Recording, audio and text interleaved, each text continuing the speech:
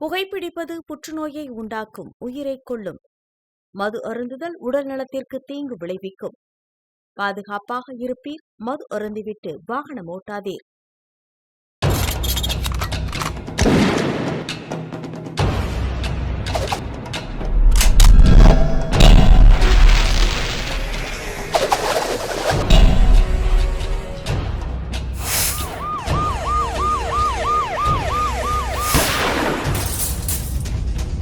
கோப்பியம், உண்மையும் பின்னணியும். தாம்பரம் பக்கத்தில் பாரதிய ஜனதா கட்சியின் நிர்வாகி ஓம் சக்தி செல்வமணியின் வீட்டுக்குள்ள நள்ளிரவில் கஞ்சா போதையில் புகுந்த மர்ம நபர்கள் அவங்க நடத்தின அந்த கொலைவெறி தாக்குதலில் சொகுசு கார்கள் மற்றும் வீட்டை அடித்து உடைத்த அதிர்ச்சிகரமான சம்பவத்தில் இருக்கக்கூடிய பகீர் பின்னணியை பற்றி இப்போ பார்க்கலாம்.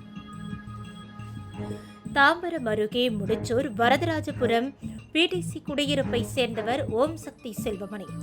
ஸ்ரீபெரும்புதூர் சட்டமன்ற தொகுதி பாஜக அமைப்பாளரான இவர் வரும் சட்டமன்ற தேர்தலில் இத்தொகுதியில் பாஜக சார்பில் போட்டியிடுவதற்கு தீவிரம் காட்டி வந்துள்ளார்.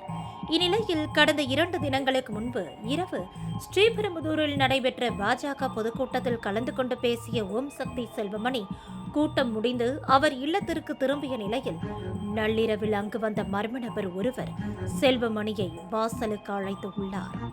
அவர் வெளியே வந்து பேசிக் கொண்டிருந்த போதே மறைந்திருந்த 6 பேர் கொண்ட கும்பல் திடீரென கத்தி உள்ளிட்ட பயங்கர ஆயுதங்களுடன் அவரை தாக்க முயன்று உள்ளனர். இதனையடுத்து செல்வமணி அவர்களிடமிருந்து தப்பி வீட்டிற்குள் ஓடியதால் ஆத்திரமடைந்த அந்த கும்பல் வீட்டின் கதவை உடைக்க முயற்சி செய்ததோடு வீட்டின் வெளியே நிறுத்தப்பட்டிருந்த 2 சொகுசு கார்களின் கண்ணாடிகளை அடித்து நொறுக்கியதுடன் கொலை செய்யாமல் போக மாட்டோம் என சவால் விடுத்து உள்ளனர். அப்போது வீட்டிலிருந்த சிசிடிவி கேமராக்கள் இருப்பதை கண்ட மர்ம நபர்கள் அதனை உடைத்துவிட்டு அங்கிருந்து தப்பிச் சென்றனர். இந்த சம்பவம் அப்பகுதியில் பெரும் அதிர்ச்சியை ஏற்படுத்தியது. இல்லை நாங்கள் அந்த ஒரு நிமிஷம் அங்கே நிற்கலைன்னா நாங்கள் உள்ளார போகலன்னா எங்களை எல்லாமே அடித்து கொன்று இருப்பாங்க. அந்த கொலை அவங்க அதாவது அடிக்கணுன்ற முடிவில் தான் வந்திருக்காங்க. கொலை பண்ணி முடியணும்னு சொல்கிறது தான் அவங்க வந்திருக்காங்க. நாங்கள் உள்ளே போகலன்னா எங்களை எல்லாருமே அவங்க கொலை பண்ணியிருப்பாங்க. அவங்க கையிலையும் கத்தியும் அந்த கடப்பாறை மாதிரி ஒரு இது மாதிரி வச்சுருந்தாங்க. நீ காலையில் வந்து பேசுப்பா, இப்போ ஏன் வந்திருக்கேன்னு. இல்லை நான் அவர்கிட்ட தான் பேசணும் அப்படின்னு சொன்னான். நீ நைட் நேரம் ஏன்பா வர, நீங்கள் வெளியில் போங்கன்னு சொன்னேன். சரி ஏதோ பேச வராங்கன்னு தான் அவர் கேட்டே திறந்தார், இல்லைன்னா அவர் திறந்துருக்க மாட்டார். நாங்கள் ஒரு நிமிஷம் அங்கே நாங்கள் உள்ளே போனதை பார்த்து தான் அவன் கார் கண்ணாடி எல்லாத்தையுமே வீடு எல்லாமே அடிச்சு நொறுக்கணும். வெளியில் வரீங்களா இல்லையா, இன்னும் உங்களுக்கு கொன்னே போட்டுறோம், வெளியில் வாங்கன்னு அவங்க சத்தம் போட ஆரம்பித்தாங்க. அவங்க பக்கத்தில் வேடிக்கை பார்த்தவங்களும் மேலே 2 பேர் இருந்து ஆமாம் அவங்க வந்து எல்லாத்தையும் அடித்து ஓடுனாங்கன்னு போலீஸ்கிட்டே அவங்களும் சொன்னாங்க. அதனால் எங்களுக்கு உயிர் பயத்து கட்சிக்காக உழைச்சி எங்களுக்கு ஒரு பிரயோஜனமும் இல்லை. வீட்டில் சாப்பிட்றாரோ இல்லையோ கட்சிக்காக கொடி ஏற்றணும், மன்றம் திறக்கணும் அப்படின்ட்டு நேற்று கூட அவர் வீட்லேயே இல்லை, கொடியெல்லாம் ஏற்றிட்டு தான் வந்தார். எல்லா இதெல்லாம் திறந்துட்டு எல்லாருக்கும் அன்னதானம் கொடுத்துட்டு வீட்டிலே இல்லை. பசங்க கேட்குறாங்க எதுக்குமா அப்பா இந்த கட்சிக்காக ஓடிட்டு இருக்காரு. நைட்டு நடந்து பார்த்தா நீ கட்சியில் எதுக்குமா இருக்காரு, உயிருக்கே உத்தரவாதம் இல்லாத எண்ணத்துக்கு இந்த கட்சியில் இருக்காருன்னு அப்படி ஒரு பசங்களுக்கு பதில் சொல்ல முடியல. எத்தனை ஆண்டு காலமாக உழைப்பு, 1 நாளா 2 நாளா எங்களோட அத்தனை ஆண்டு காலம் உழைப்பு.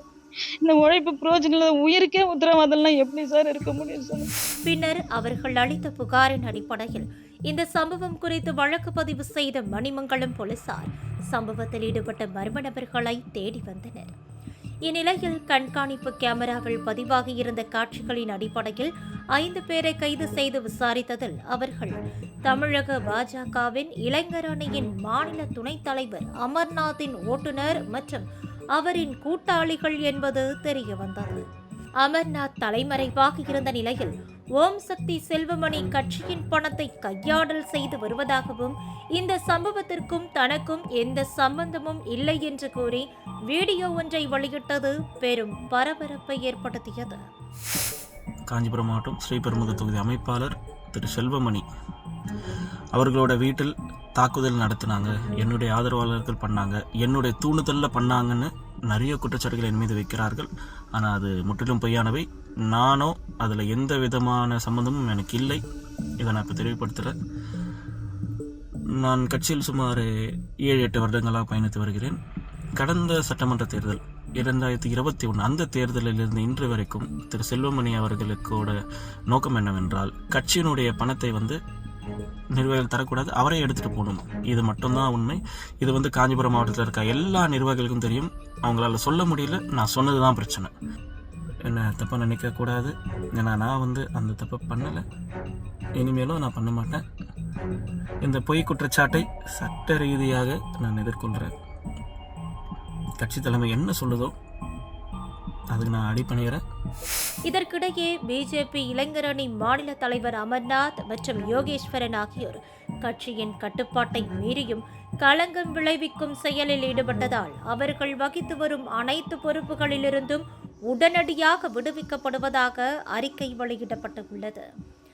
இந்நிலையில் தலைமறைவாக உள்ள அமர்நாத்தை போலீசார் தேடி வரும் நிலையில் உட்கட்சி பூசலால் கொலை முயற்சி நடந்த சம்பவம் அரசியல் வட்டாரத்தில் பெரும் பரபரப்பை ஏற்படுத்தியுள்ளது. சமீப காலமாகவே பல கட்சிகளிடையே உட்கட்சி பூசல்கள் உக்கிரமடைஞ்சு வரக்கூடிய நிலைமையில தமிழ்நாட்டில் வேரூன்ற பாடுபட்டு வரக்கூடிய ஒரு கட்சிக்குள் ஏற்பட்டிருக்கக்கூடிய இந்த விவகாரத்தால் இது பலர்கிட்டையும் அதிர்ச்சியையும் சர்ச்சையையும் ஏற்படுத்திட்டு தான் சொல்லணும். மீண்டும் அடுத்த கோப்பியம் நிகழ்ச்சியில் உங்களை நான் சந்திக்கிறேன். அதுவரை உங்களிடமிருந்து விடை பெறுபவர் சிவகுமார்.